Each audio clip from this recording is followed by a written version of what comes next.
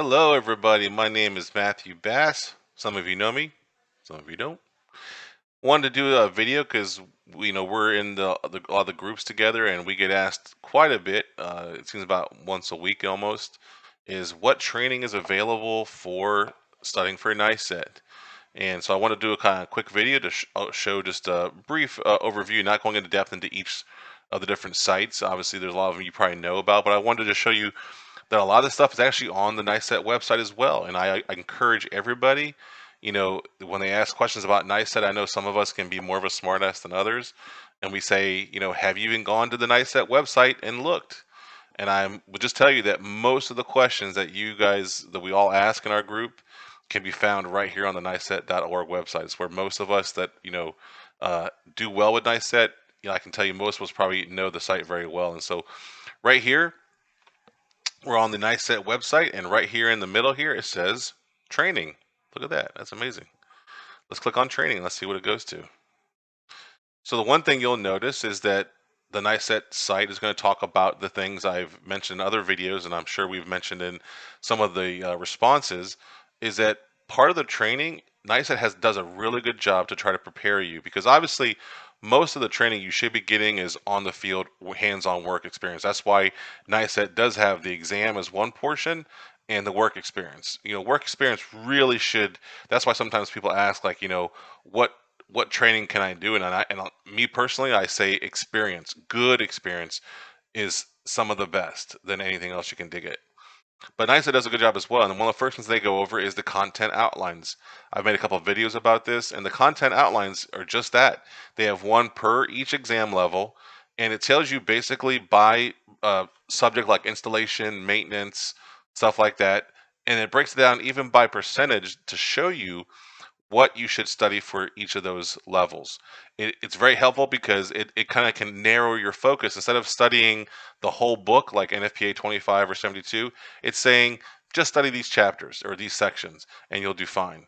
So the content outline I really like because it really hones your focus where it needs to be. Don't study things that are not going to be on the exam. That's just added, getting you wasted time. If that stuff's not going to be until you get to a higher level, don't even worry about it. So the content outlines, I highly suggest everybody go there. You can print and download them.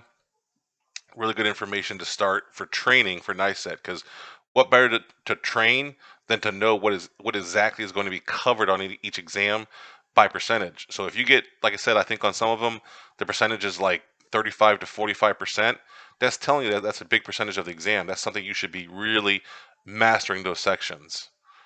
The next tier is reference materials. I think it's really important to know what what standards you can even bring into the exam that you're taking. I think it's really good that you make sure you have these, ready for you. So here, NICET does a good job of showing you what you need for each level, the standard and also the addition. So before you probably start training, you probably should have these books ready for you so you can start using these references in conjunction with the content outline to start studying. This is why NICET does a great job. And again, that's why these are the first two things you should be looking at is the content outline and reference materials. If you don't have these two things set, the training is not going to do you much good.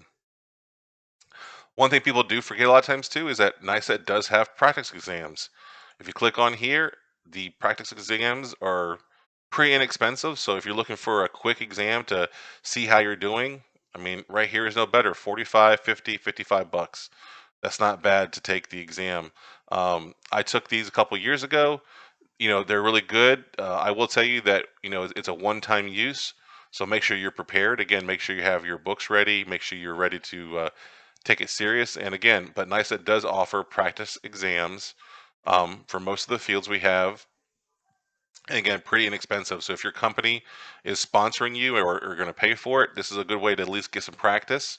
Because again, most of the practice we're looking for is trying to get as many sample questions in front of us so that we can see what's going to be asked. Again, if you know the content outline, if you have the right references, if you have good work experience, these exams shouldn't be too difficult, especially if you also know how to take the exam and the strategy. So this is a good thing to see is that these exams are available through NICET and pretty inexpensive for you or your company to pay for. Keep on going down. It talks about your work history. It's always important to make sure your history is up to date. And I made a video about this where you have to actually log into your own portal, go onto your profile, and you can update your work history. But down here at the bottom, it says recognize training providers. So if you click on here, this is a nice list that NICET has put together of not all. I will say this is not every training provider that's out there, and they also does say NICET does not review, monitor, or endorse training programs and materials. Just kind of giving you a list. And again, this list is not 100% complete, but this is a good way to start. Again, if you didn't go to the NICET website, this is right here. They're trying to help you out to tell you these are additional sites that could provide you with more information. So you got AGF Manufacturing, AFSA, and a whole bunch down here. AFAA. Let's see, Cape Fear Community College is a good one. I've used that one. Delaware Rural Water. I've used that one. And again, you can keep going down this list. You can see there's all the basic information. If you click on this, it'll take you to their website. You have, Engineered Corrosion Solutions. They have a good selection on there. They've got some stuff for some CEUs and stuff. FSSA is a good one. Fire Tech is a good one here. General Air has some good stuff. Jensen Hughes, obviously. NFPA, definitely a good one. NFSA, again, there's some really good. And NTC, again, there's some really good. Potter has some good ones. So again, these are all sites to help you with, training if you're looking for more information on different things. And, so again, to kind of show you that not all of them are on here, one that I've used quite a bit is called Fire Smarts. It's another website to get training, just to show you that it's not a complete list, but it is a list to help you get started. So NICET does have this on their website. So if you just go to NICET, like we said, click on training, content outline, references, practice exams through NICET, your work history, and down here, recognize trainers. Click on that link right there, and it gives you the list.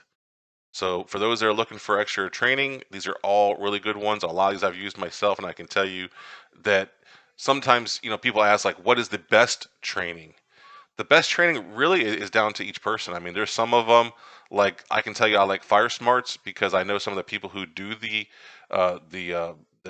the teaching, and they do an amazing job, and I like hearing from those specific people than others. And so I tend to go to Fire Smarts.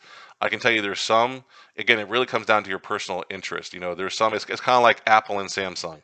Everybody's going to have their own opinion. None of them is really that much better than the other one, but it's really what you're looking for and what they provide. Some of them do things just a little differently. So I really recommend, if you're looking for something for training, is just go to each one and see what it provides you. See what the cost is going to be. If the cost is being bared by you, obviously that may be a big difference versus if your company's providing it. So if your company's providing the training, then you can probably go to really as high as you want.